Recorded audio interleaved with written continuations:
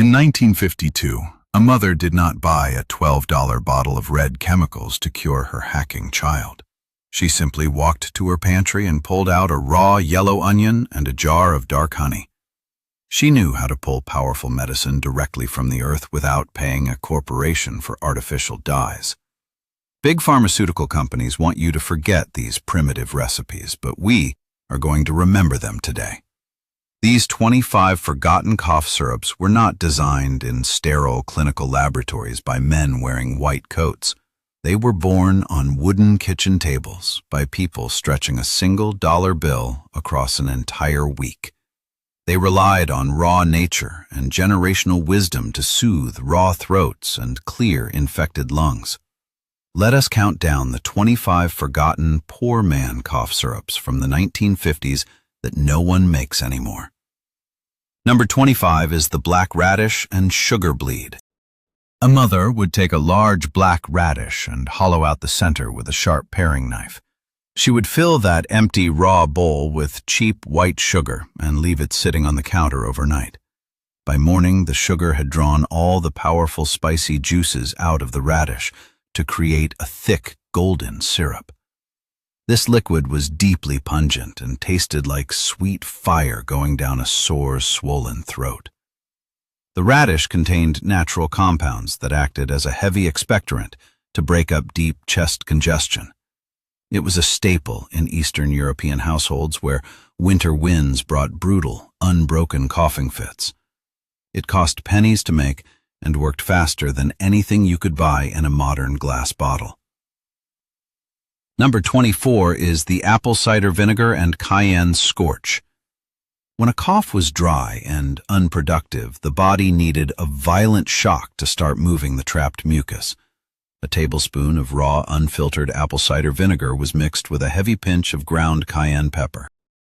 The resulting liquid was incredibly harsh and made the eyes water before the spoon even touched the lips.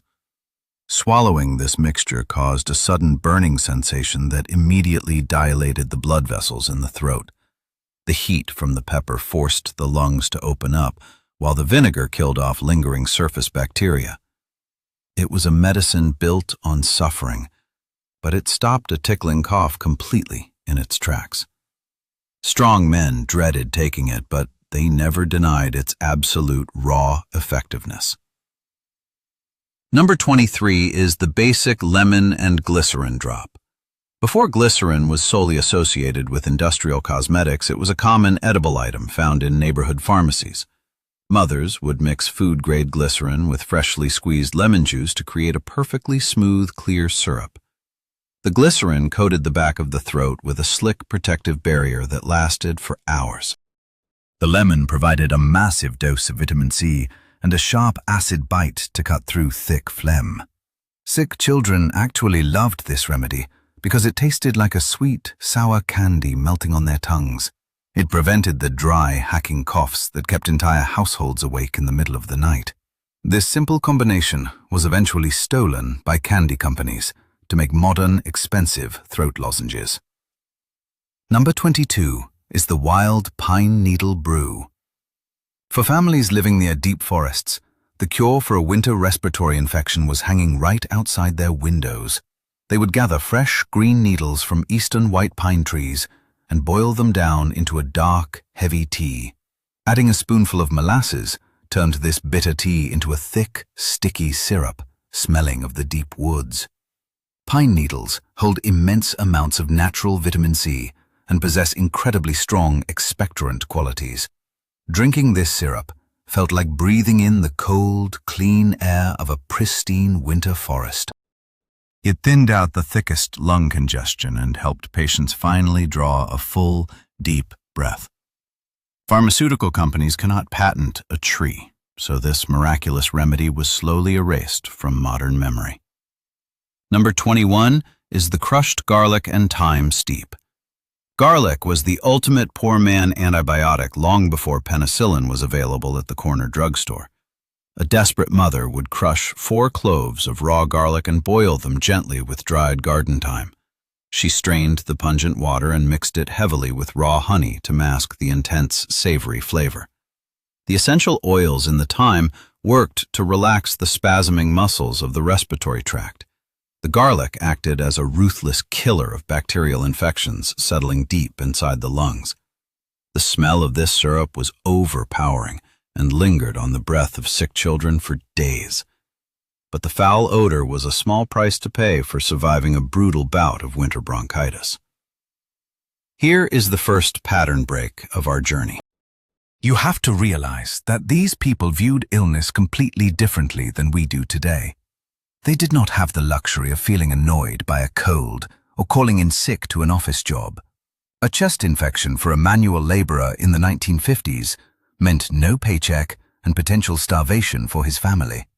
Healing was not about finding a pleasant-tasting medicine that made you slightly drowsy while you watched television. Healing was a violent, desperate battle against nature, using whatever cheap weapons you had in your pantry. These syrups were strong, sharp, and sometimes awful to swallow, because they were meant to fight a war. Modern medicine gave us cherry flavors, but it stole our intimate connection to natural survival. Number 20 is the slippery elm bark reduction. Native American tribes taught early settlers how to harvest the inner bark of the slippery elm tree for medicine.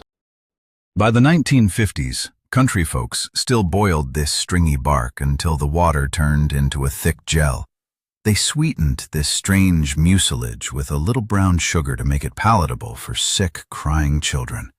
When swallowed, this slick syrup coated the entire esophagus with an impenetrable, soothing biological layer.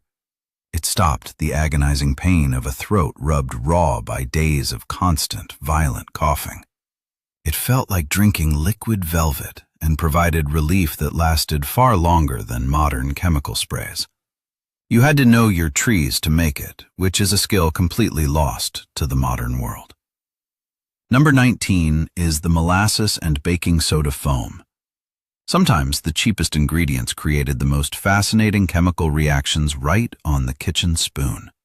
A mother would pour thick, dark molasses onto a spoon and sprinkle a pinch of baking soda over it. The mixture would immediately begin to fizz and foam, expanding to twice its original size. Children were mesmerized by the bubbling reaction, making it incredibly easy to get them to swallow the medicine. The thick molasses coated the throat while the alkaline baking soda neutralized the acidic environment where bacteria thrived. It was a poor man magic trick that doubled as a highly effective nighttime cough suppressant. This cost absolutely nothing to make because every household already baked with these exact staples. Number 18 is the horehound candy melt. Horehound is a bitter mint family weed that grows wild in dry, dusty soils across the country. Grandmothers would boil the fuzzy leaves into a strong, dark tea and mix it with an equal amount of sugar. They boiled this mixture until it reached the hard crack stage, creating brittle, dark brown medicinal candies. When a bad cough struck you, dissolved one of these homemade candies in a cup of hot water. The resulting syrup was intensely bitter, but possessed an unmatched ability to break up deep chest colds. The flavor was so aggressively medicinal that no child ever faked being sick to get a piece. It was serious medicine disguised as candy, born from weeds pulled out of dry dirt. Number 17 is the baked onion and butter juice. This sounds more like a savory side dish than a medicine, but it was legendary in rural farming communities. A mother would place a whole unpeeled onion in the hot coals of a wood stove until it was completely soft. She squeezed the warm, sweet juice from the roasted onion and whipped it with fresh butter. The baking process destroyed the sharp bite of the onion, leaving a mellow, deeply sweet liquid.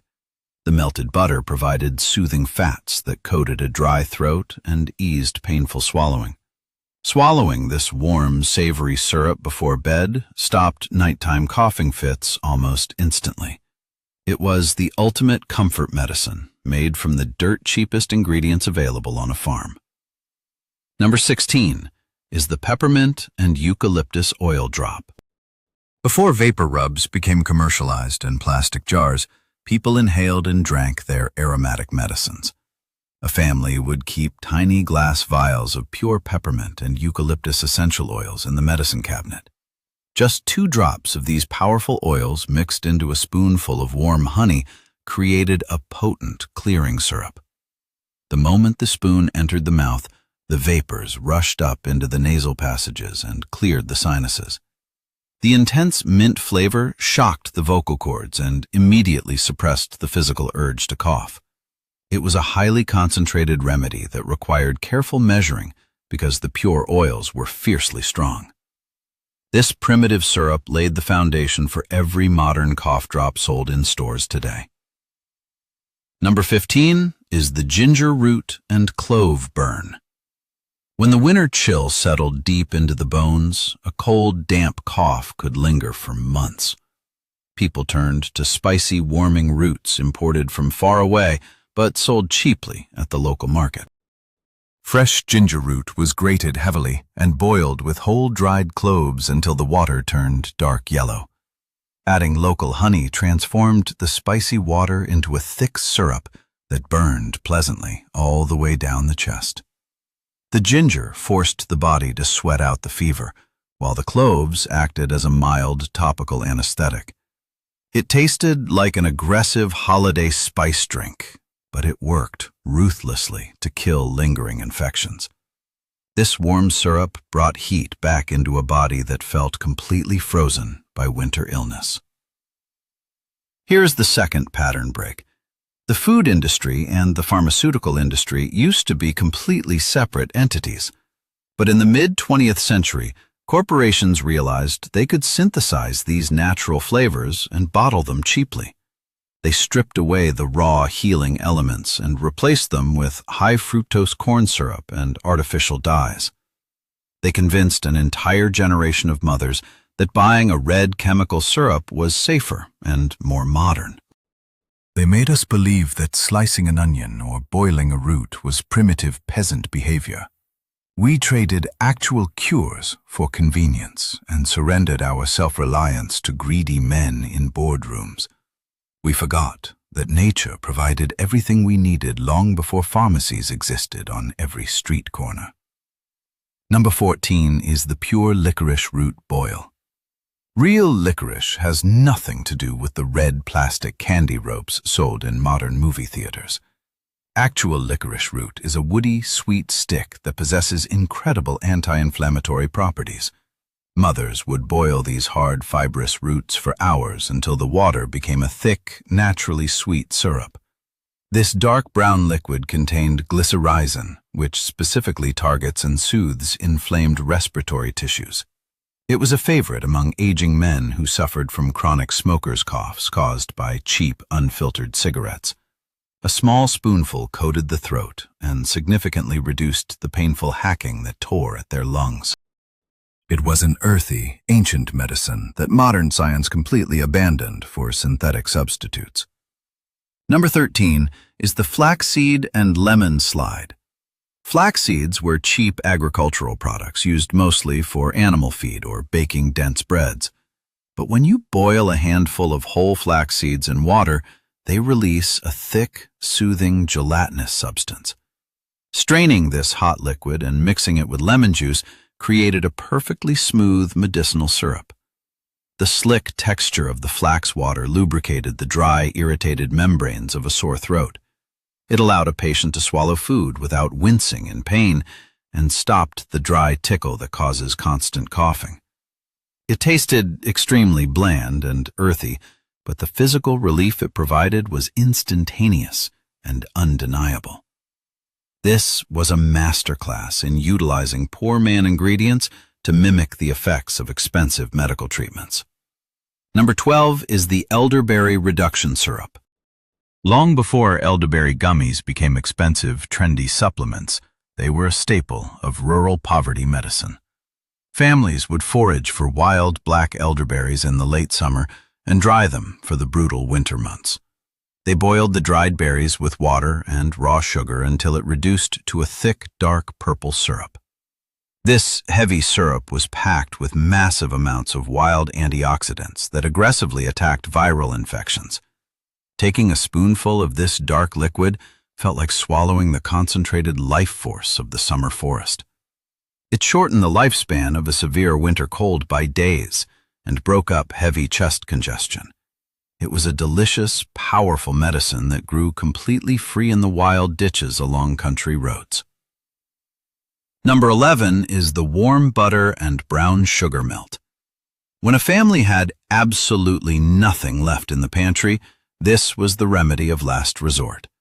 A mother would take a heavy spoonful of salted butter and roll it thickly in dark brown sugar. The child was instructed to let the sweet, fatty mass melt slowly on the back of their tongue. The heavy butterfat coated the raw vocal cords and temporarily stopped the painful friction caused by constant coughing. The brown sugar stimulated saliva production, which helped wash away lingering bacteria in the throat. It was incredibly unhealthy from a nutritional standpoint, but it was never about daily nutrition. It was a desperate, beautiful attempt to give a suffering child 10 minutes of peaceful silence. Number 10 is the carrot juice and honey press. Carrots were always available in the root cellar, even in the darkest, freezing months of January. A mother would grate raw carrots and press the sweet orange juice through a clean cotton cloth. Mixing this vibrant, fresh juice with an equal part of warm honey created a brightly colored natural syrup. Carrots are loaded with vitamin A, which is absolutely crucial for repairing damaged mucous membranes in the throat. This sweet, mild syrup was exceptionally gentle on the stomach and was perfect for very young, sickly children. It did not have the harsh, burning bite of onions or garlic, making it a beloved treatment in large families. It proved that sometimes the best medicine is gentle, quiet, and pulled straight from the winter dirt. Number 9 is the sage and salt swallow. Sage was not just a culinary herb used for stuffing the Thanksgiving turkey. It is a highly astringent plant that physically tightens swollen tissues and kills localized bacteria. Mothers would boil dried sage leaves in heavily salted water to create a dark, briny medicinal syrup. Sick family members were forced to gargle this terrible-tasting liquid before finally swallowing it down. The salt pulled excess fluid out of the swollen tonsils, while the sage oils attacked the underlying infection. The taste was intensely salty, bitter, and savory, making it one of the most dreaded remedies on this list. But it possessed an unmatched ability to cure a throat so sore that drinking water felt like swallowing glass. Number 8 is the chicken bone broth concentrate. We all know about chicken noodle soup, but this was a completely different medicinal application. A grandmother would take the leftover roasted bones of a chicken and boil them for 2 solid days. The water would eventually reduce down into a thick, sticky, golden syrup, completely rich in natural gelatin. This heavy, salty syrup was fed to sick patients by the teaspoonful rather than served in a bowl.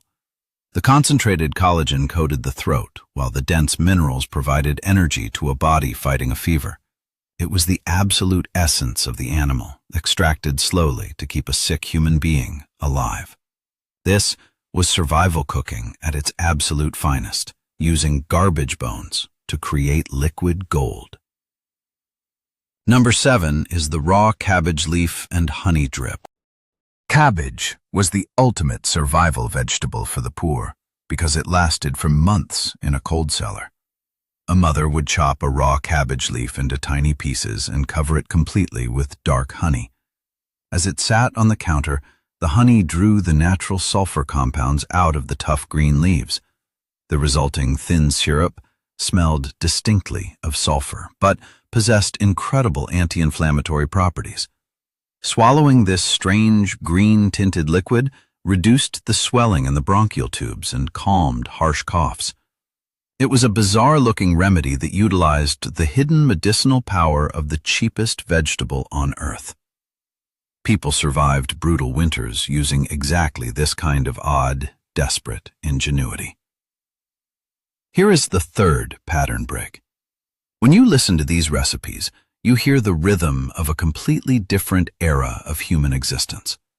Mothers did not have to read confusing chemical labels or worry about dangerous synthetic side effects. They knew exactly what went into the bodies of their children because they grew it or gathered it themselves. The kitchen was not just a place to warm up frozen meals. It was the primary family pharmacy. The wooden cutting board and the iron stove were the tools used to keep death and disease at bay. We have traded this profound ancestral knowledge for the illusion of safety provided by plastic bottles. We lost our independence the moment we forgot how to make medicine from our own gardens. Number 6 is the white pine bark extract. While pine needles were great for mild colds, the inner bark of the white pine was for severe illness. Men would strip the soft inner bark from a tree branch and dry it by the heat of the fire. Boiling this tough material produced a dark red, heavy syrup that smelled like sharp turpentine and earth. This crude syrup contained powerful natural chemicals that acted as a heavy expectorant and a mild painkiller. It was the remedy of choice for lumberjacks and farmers who suffered from deep, painful chest colds. The taste was incredibly bitter and woody, forcing the drinker to shudder violently upon swallowing. It was a medicine designed for hardened men who had absolutely no time to be sick. Number 5 is the mustard seed and honey paste. Mustard was used primarily as a hot plaster applied to the chest, but it was also swallowed. A mother would crush whole yellow mustard seeds into a fine powder and mix it with raw honey. This thick, grainy syrup was swallowed slowly, allowing the spicy mustard oils to coat the throat. The intense heat of the crushed seeds immediately opened up the sinus cavities and stimulated blood flow. It generated a deep internal warmth that broke up the heavy, cold mucus settling in the lower lungs. It was a fiery, aggressive treatment that demanded a strong stomach and a willingness to endure the burn. This was medicine that fought back against the cold, using sheer, undeniable heat. Number 4 is the marshmallow root gel. This plant gave its name to the fluffy white campfire treats, but the original plant was pure medicine. The thick, fibrous roots of the marshmallow weed were dug up, washed, and boiled for hours. The water turned into a thick, slick mucilage that looked exactly like beaten egg whites. Sweetened with a little honey, this heavy gel was the absolute best cure for a dry, tearing cough. It heavily lubricated the throat and stomach, preventing the harsh spasms that kept sick people awake all night. It was gentle, flavorless, and incredibly effective at soothing raw, damaged tissues inside the respiratory tract. Modern candy makers stole the name, but completely discarded the miraculous healing properties of this humble weed. Number 3 is the hot whiskey, lemon, and rock candy cure. This was the legendary nighttime cough medicine for adults trying to survive a brutal work week. A heavy pour of cheap, straight bourbon was heated in a pan with fresh lemon juice. A string of crystallized rock candy was dropped into the hot alcohol to slowly melt and sweeten the drink. The alcohol numbed the painful throat and forced the exhausted body to finally relax and sleep. The sugar coated the raw tissues, while the lemon provided the necessary acidic bite to cut the phlegm. It was a potent, intoxicating syrup that cured the symptoms and knocked the patient out completely. It was not meant for children, but it saved the sanity of millions of sick, desperate working parents. Number 2 is the raw onion and honey jar. This is the undisputed king of all forgotten poor man cough syrups, and the most widely used. You simply slice a raw yellow onion, drop it into a glass jar, and cover it with raw honey. You leave the jar sitting on the kitchen counter for 12 hours until the magic happens. The honey physically pulls the water and the potent antibacterial sulfur compounds right out of the onion flesh.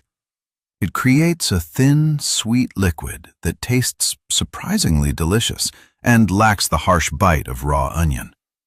This syrup stops a coughing fit faster and more effectively than any modern chemical equivalent on the market.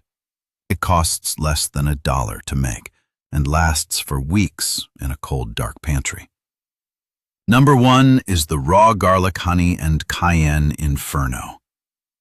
When a cough turned into potential pneumonia, this was the nuclear option used by desperate mothers. Minced raw garlic, minced raw onion, and a heavy dash of cayenne pepper were drowned in raw honey. The resulting syrup was a thick, chunky, fiery paste that terrified anyone who had to swallow it. It burned the lips, it burned the throat, and it set a fire directly inside the sick patient's stomach. But that intense heat immediately broke fevers, forced heavy sweating, and ruthlessly destroyed deep respiratory infections. It was the ultimate display of using cheap, harsh food as a weapon against serious, life-threatening illness. This syrup did not just cure a cough. It completely resurrected people who were knocking on death's door. Here is my challenge to you. The next time you catch a winter cold, do not immediately drive to the pharmacy for a plastic bottle. Walk into your kitchen, take out a raw onion, a jar of honey, and a sharp knife. Make the syrup that your great-grandmother used, and see what real natural medicine actually feels like. When you swallow that sweet, earthy liquid, you are participating in a forgotten piece of human survival history. You are taking back the power that the pharmaceutical companies stole from your family decades ago. Hit that subscribe button and tell me in the comments if your grandmother ever made you swallow these remedies. Let us remember the old ways, because the old ways were built to keep us alive.